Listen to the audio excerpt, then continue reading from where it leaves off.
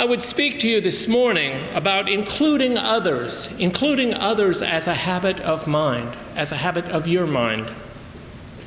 I want my home church, my Bay Area UU church, to become more inclusive. I want myself to be more so inclusive.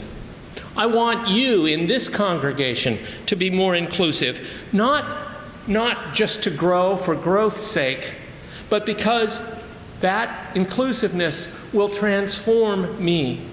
And that inclusiveness can transform you, and it can transform our communities. I wish us to be inclusive as a step towards a transformation that I sorely wish for my church and your church. And the good news is that you already know how to be inclusive. I am not the first one to stand in this pulpit and tell you to be more inclusive, and you've read in 100 different sources in the media and on the internet and self-help books telling you to be more inclusive and to reach out to the stranger. And you already kind of know how to do it. But if you're anything like me, sometimes you do it, and sometimes you don't, and sometimes you forget, and I forget. You know how transformative inclusiveness can be, but you've fallen out of the habit. Have you fallen out of the habit? You came here to this congregation, to this church service this morning for more meaning. I came looking to make myself part of something larger, something more meaningful, something more transcendent. And including others is part of that larger whole that you came here for. My sermons, my Sunday mornings, I do lay preaching as a spiritual practice, and my sermons often don't teach the congregation anything new. Rather, I try and call the congregation back to what you already know, where it had gone fallow, where it had quit producing. And so I'm here this morning to call you back to what you already know about including others. And I'll tell you how I fell in one of the ways that I fell into being more inclusive. It's my ministry of lunch story. And in 1980, I had already been attending a UU church in Atlanta, but I hadn't joined it. And I moved to New Orleans and attached myself to the first UU congregation there. And I was a newcomer. And there was a small group of people that would caucus together in kind of a closed circle in the foyer after the service, and they would discuss among themselves, where should we go to lunch? And it was kind of shoulder to shoulder. They didn't leave an open space for the prophet Elijah, but I kind of elbowed my way in because, it's New Orleans, and New Orleans has a lot of good places to go to lunch. So I elbowed my way into that circle, and they would always caucus, and they would decide, people would throw out different ideas, and eventually they would decide upon something. And I said, if you chose the place like a week in advance and got it in the order of service, it would make it a lot more inviting to people like me who are newcomers, and especially people who are newcomers like me but not as brash as I am. So they said, that's a really good idea, you should do it. So I did that, and they said, okay, we need somebody to be the social chair for the church. You're it, Throop. And I did that, and then soon after that, although I was 25 and had only just barely begun to go to UU churches, they asked me to stand for the board because, it was not the most high-functioning church that I've ever known. But I moved from New Orleans, and I went to Austin, Texas. And I noticed that they didn't have a group going out for lunch because the restaurants weren't as good in Austin those days. And I said that I would be willing to organize a lunch. And they said, great, will you be the social chair? And I was, and then they put me on the board. And then I moved out to San Jose, California for the summer. One summer I was working for Hewlett-Packard, and they didn't have a lunch group. So at least for the summer that I was there, they had a lunch group. I didn't stay long enough for them to try and put me on the board. But I moved to Huntsville, Alabama, and organized a lunch group at the UU Church in Huntsville. And then in 1993, I moved to Houston and started attending the Bay Area UU Church. And the third Sunday that I was there, the president of the congregation, Don Schuwager, stood up in the pulpit and said, we used to have a pretty good lunch group that would go out after church, and it was an important part of our fellowship, and it's fallen apart, and nobody's doing the job, and somebody needs to come forward. And I'm like, God has called me to this ministry. So that's how. And so as part of being the guy that organizes the lunch, I walk around and I look for new faces, and I look for people who haven't joined us, and I look for people who look a little bit like they're standing on the third circle from the center, kind of pining to be more part of a congregation. And I say, will you come to lunch? Because it's easy, and they can say yes or they can say no, and I'm not going to get my feelings hurt. And so that was a way that I fell into the habit of being a little more inclusive. How do you establish a habit? How do you establish a habit? Repetition of the same thought or physical action develops into a habit which, repeated frequently enough, becomes an automatic reflex.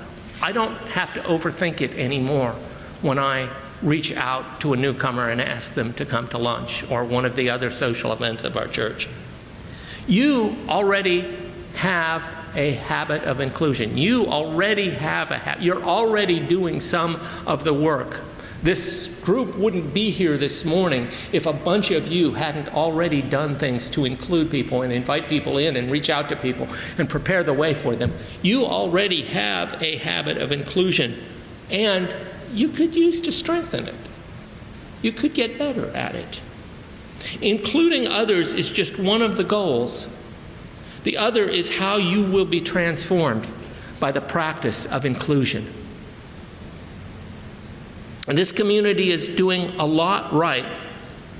That's why I urge us to be even better. I mentioned that church in New Orleans that I went to back in 1980. I was not yet an on-the-books Unitarian Universalist. I was playing with it, thinking about it, considering it. I have two sisters. They're both gay, both lesbians. I'm not gay, but it was important to me to have a church that was gay affirming, because I wanted a church that I didn't have to apologize or explain or equivocate about my sisters, because I love my sisters a lot. So even though I'm not a gay man, it was important to me that the church be gay affirming. And boy, back in 1980, there was not much on the religious landscape that was gay affirming. But the third month I was at that church, the district rep came through and gave a sermon on including gays as part of our circle of love and concern. And I was so moved that that was the thing that got me to come and sign the membership book that Sunday. So that church, as I said, was imperfect at being welcoming, but they welcomed me in a way that I didn't expect to be welcomed, and it moved me in a way that got me to sign the book. We're not great. I've been around a lot. I visit a lot of UU churches. We're good at being inclusive, and we're not great. How can you be inclusive of others even when you yourself are feeling excluded? And maybe some of you are feeling excluded or not quite locked in, or like you're on third circle outside looking in. So there's a quote from a guy named Russell Lehman who said, "Inclusion isn't about being invited to sit at someone else's table. It's about building a new table together where each person's voice and presence matter equally. The act of inviting often implies a subtle power dynamic, as if someone is granting permission to belong. But true belonging isn't something that can be granted. It's something that should emerge naturally from a shared understanding and a mutual respect.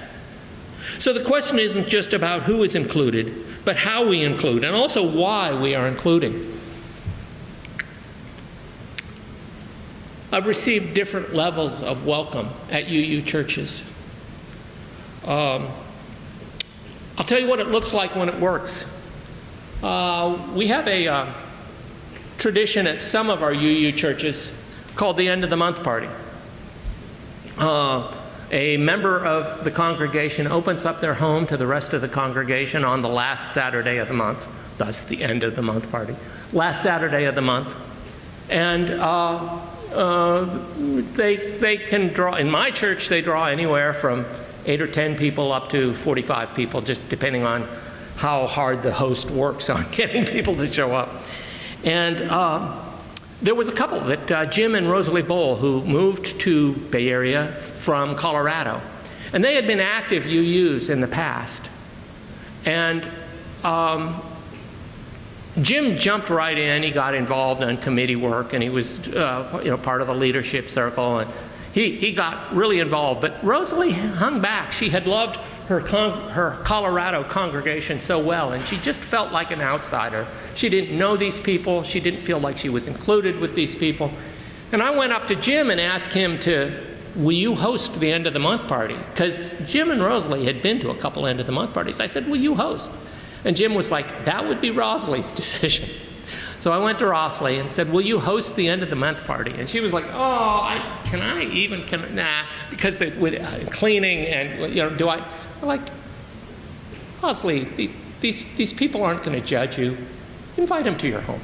So she did, and she said that the act of hosting, the Saturday night I came, a bunch of people showed up, including the minister and a bunch of people from the board, and she said, suddenly having those people in her home celebrating and treating her as an equal, as first among equals for the evening, because she was the hostess, she said suddenly she quit saying, why don't they do it this way, and started saying, why don't we do it this way? She suddenly saw herself as a vital and integral part of the congregation. She had included herself. If you include others, you will include yourself. When I have included others, I have found myself less doubting as to whether I belonged here, more feeling like I am at home, more like feeling these are my people. You will be transformed as you include others in just the way that I was and Rosalie was.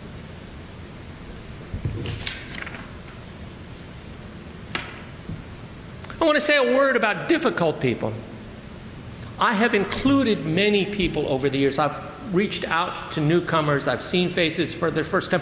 One of the things that helps be the kind of guy that welcomes the newcomers is that I'm really hard to embarrass. So if I, because I've gone up to people and said, hi, I don't know if we've met. Are you new here? I'm David Throop. And they've looked at me and said, David, you've been over to our house for dinner. And just silly me, and keep on going. I'm hard to embarrass, so it makes it easier for me to invite the new people in. But I have also told some people that they can't come. I've also disinvited some people. I have been part of groups that have worked with disruptive people who have been asked to tone it down and be more appropriate, who couldn't do that, and finally told them that they weren't welcome in our circles. So what I want to tell you about that, because I want to tell you that you can especially find yourself, it's easy to ask somebody who looks friendly and is giving you a smile and knows how to be appropriate and intuits the social graces. It's easy to include those people. It's more difficult to ask the people who are shy and depressed. And I want you to reach out to those people too, but I don't want to give you an impossible job. You're allowed to say, this person is too hard to include. This person is frightening. This person just doesn't know how to be appropriate and safe. This person gives me the creeps. You are allowed to skip that one. I don't want to set you up on a job to fail. The church as a whole should ask, how does it include people who are so wounded that they can't behave appropriately? But don't take that on your shoulders all by yourself. Work with other wise heads in the congregation about how to handle the occasional person who just doesn't know the minimum behavior. And work on including people as much as you feel safe and as much as your instincts tell you is safe.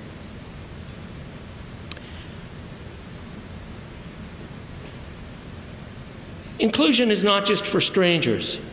It's for the shy, the downcast, the bereft, the bitter. It's for the guy who makes you uncomfortable and has no social skills, but not more than you can handle.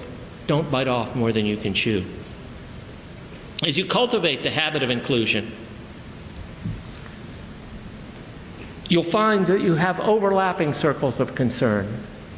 It's a different skill to ask people to a birthday party than to ask people to a social justice meeting. I want you to build the habit of inclusion so that you become more included in many areas. I'm not just talking about inclusion at this congregation, the Unitarian Fellowship of Houston, but it's a good place to start. Look around at the people seated in these chairs this morning. Where are you disconnected? Who are you disconnected from? Who looks completely disconnected? Who would you like to see included? Who do you wish somebody else would include? Join hands with those people, with the Unitarian Fellowship people. Include them. Include the grieving stories that you heard dropped into the bowl this morning. Include them in your circle of concern. The lonely, the widowed. Include those estranged from their natural families. The traveler, the manic and the depressed. Include these and you will be transformed. You will be strengthened. You will be the agent of your own transformation and inclusion. Come into the circle, please. Thank you.